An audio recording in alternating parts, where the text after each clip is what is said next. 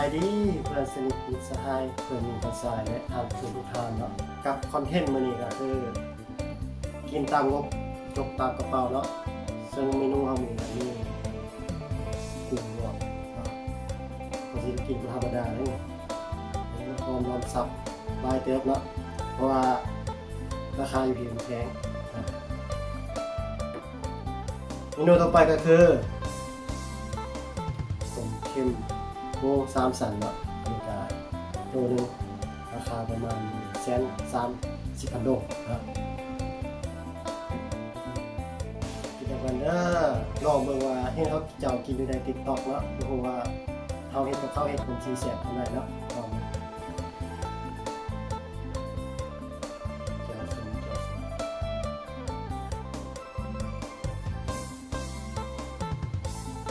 ว่าเป็นสิเผ็ดเลย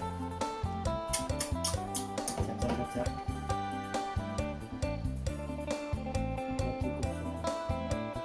มันกุ้งสดกุ้งลวก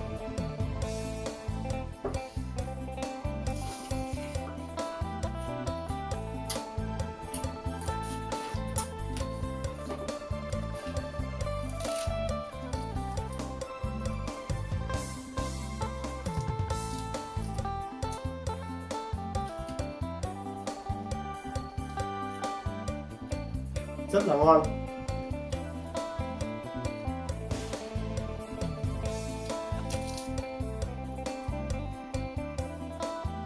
Chúng taพันnữa. Chúng ta cùng sốt hơn.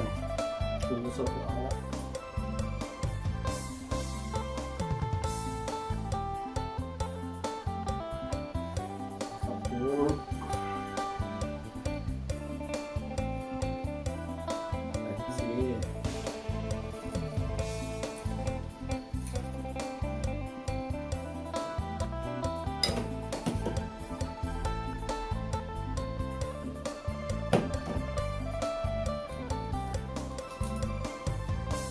Con nhà sẽ lừa đó.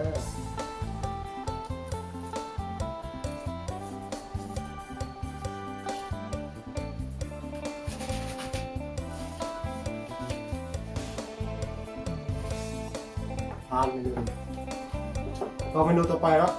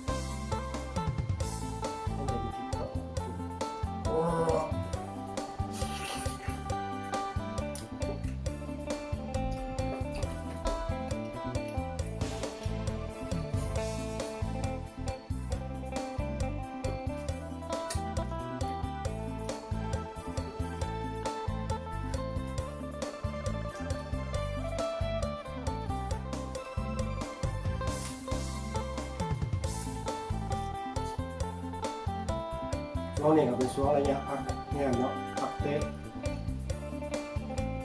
คือมือเอาได้ที่เก่าเป็นมือวันที่30เป็นระยะช่วงที่เก่า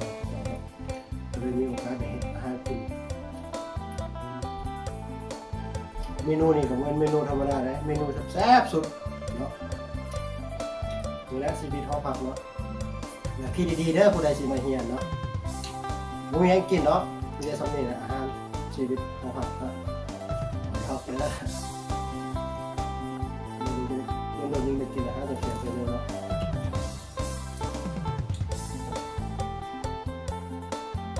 ใจไม่กลัวเลยเวลาเต็มที่เราเบิ่งคอนเทนต์ใหม่ว่าสีดังหรือสีดับเราจะจัดเต็มเลย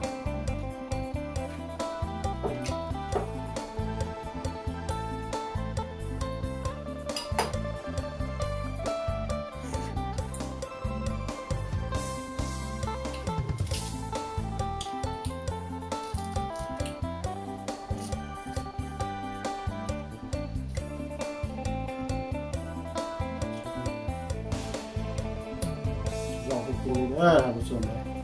กระเพาะจะขึ้นมา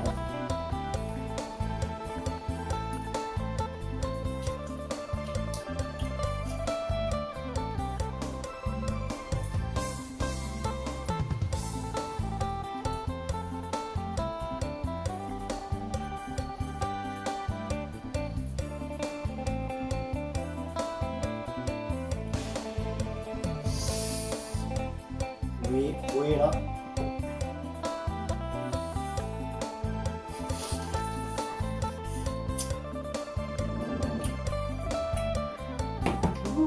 จับไป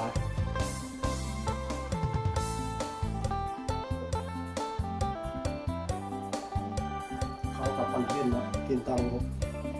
จุดตามกระเป๋าดูได้ดีงบเย็นดูได้กระเป๋าให้กับอดเนาะถึงมีให้เจ้าแต่ระยะเทสนี่สุดดีนิดนึงเนาะเราไปห้ากินซุนหมานพอทางให้มันก็จะเอาทางเป่าให้สำหรับนักเรียนทางเห็นมันหรือว่า200,000เนาะแค่บางเรียนเพื่อนกับใจดีนิดนึงเพื่อนกับเขาจะให้ทางซีเซียนหรือหลาน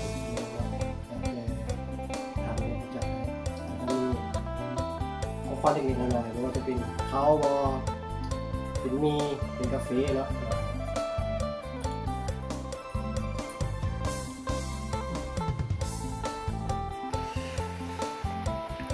สดๆเด้อนี่เด้อกูเด้อสดๆเด้อขันลิ้นย่อยเนาะกินเทอร์ซองรสขันลิ้นย่อย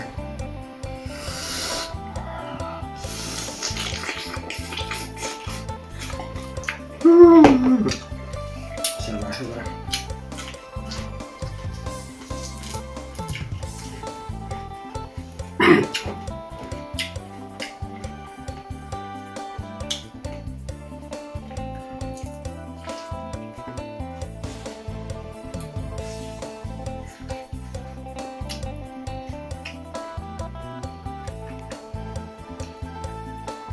วันนี้เราจะลองกินแบบสไตล์เกาหลีบ้างละ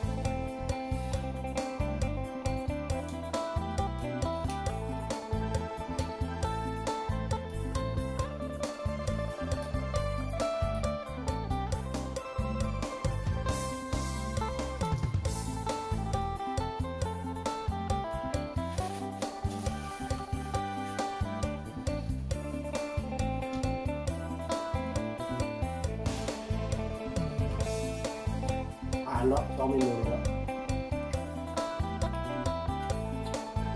วันนี้ข้ออนุญาตกินกันเด้อท่านผู้ชมเด้ออนุญาตกินกันเด้อ